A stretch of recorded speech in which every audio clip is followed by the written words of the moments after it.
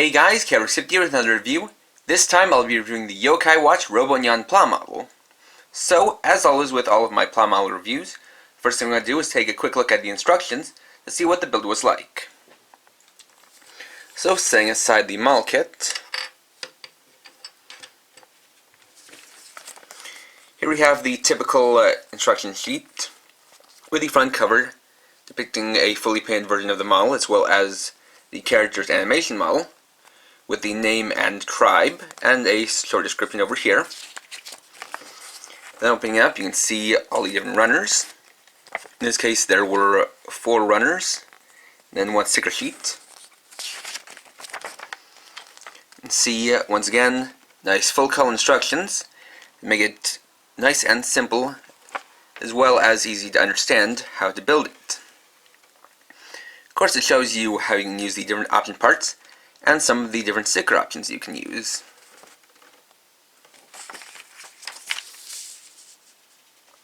So, let's move on to the kit itself. And here we have Robonyan himself. So, as you can see, he can't properly stand by himself, and as you might have noticed back in the last part, I had to use his accessory holder in order to actually make him stand up by himself. Of course, that's simply because of the design.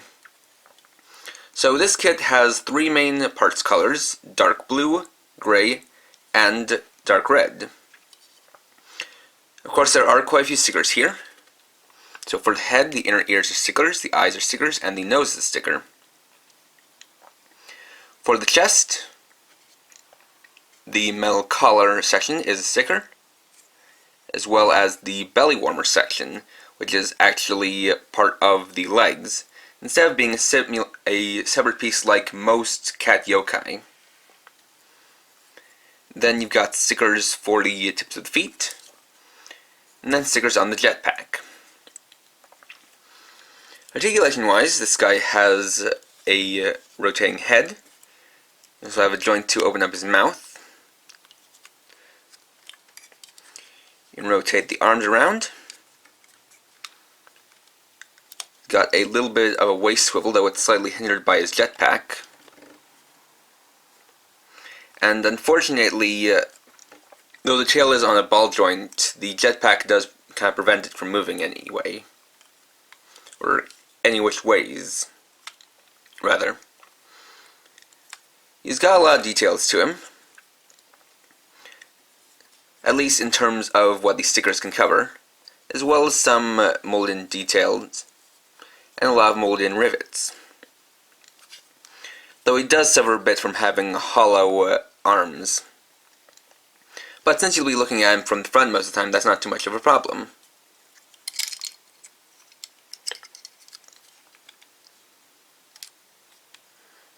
And that wasn't really a flaw, but probably just a fault on my part for possibly not putting this piece together tight enough. Next we'll take a look at the kit's accessory parts and how they're used with the model. So first off, we have a clear stand, which similar to the Chogokin Robonyan is supposed to be a jet effect, to make it look like he's taking off. In this case it's clear blue and it has basically smoke pillowing out in all directions. There are also a few stickers on this, and to be honest, it wasn't really clear where to put them, at least in the instructions, so I just kind of put them in these 4 spots. This is very easy to use with kit, as all you need to do is plug it into this hole in the bottom of the body. And there you have a hovering Robonyan. Now I'm not entirely sure if he works with the Nyan kit, but considering the jetpack may get in the way, I kind of doubt it. You have this section which has 3 interchangeable hands. 2 of them are for holding things, and then 1 has a rocket punch effect. So we'll start out with the main one, the rocket punch. And so changing out the hands is really easy. You just have to pull off one hand and you can plug it on in the place of the one you are going to use. Then you can plug in the rocket punch effect, which is made of a nice clear blue plastic for the effect, and then obviously the ejected fist is the same color as the other ones. Alternatively, you have two gripping hands.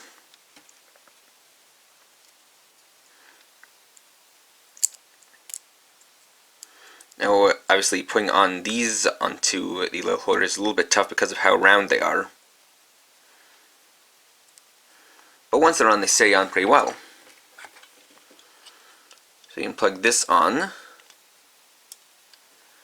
And this hand, you can hold a chocobo, or a chocobar. This has a sticker that wraps all around it. Unfortunately, because of the rather limited colors that are used here, it is a red color instead of brown like chocolate would be, and unfortunately that also took a bit of an effect on the kit, as the jetpack here is made of that red plastic, though in the series it's a purple color. And so you can have him hold the chocobar with his other hand. Although, the weird thing is you kind of have to do it from here, as down the lower part it doesn't really grip it that much.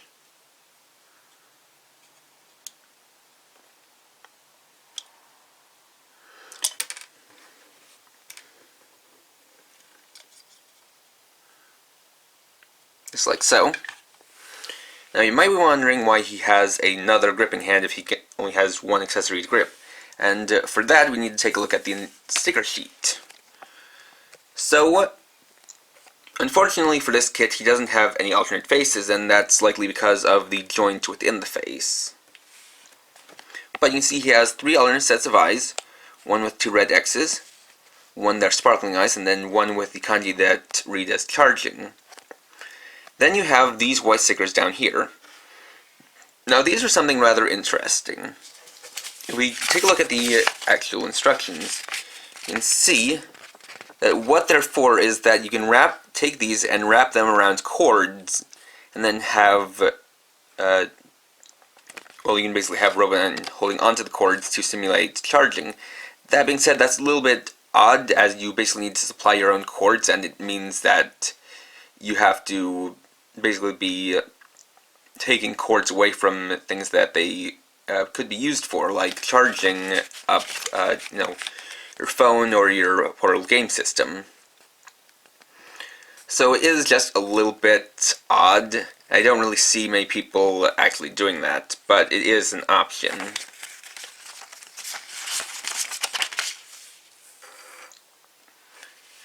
But besides that, that's all there is to do with Robonyan. And there we go. So overall, the kit is quite well molded and well represents the character. Though gimmick-wise it is a little bit lacking, and because it's only the second model kit in the line, this was before they kind of figured out to include the accessories as being able to be placed all together either somewhere on the figure or within the stand. So you do have these kind of extra parts that you have to set aside somewhere while you have the kit modeled. Compared to the Chogokin that came later, obviously it's not as impressive and not as well articulated, but if you just want a simple desk figure that's, a nice, quick, easy build, and is a semi-posable figure of Robonyan, then this is definitely the way to go. Now if you want something a bit more high priced and a little bit more high quality, you obviously go for the Chogokin. That being said, it still isn't too bad of a kit, though I will say that I do think that one of the things that holds it back is having a gimmick that involves you using cords that aren't included with the model kit itself. But besides that, it's still not too bad. So, next time I'll be reviewing Kamen Rider Ghost Mugen Damashi from the Ghost Chain series. Thanks for watching. If you enjoyed this video, please like, comment, and or subscribe, and you can check me out on Facebook at facebook.com/KRX50. And for now, this is KRX50, writing off.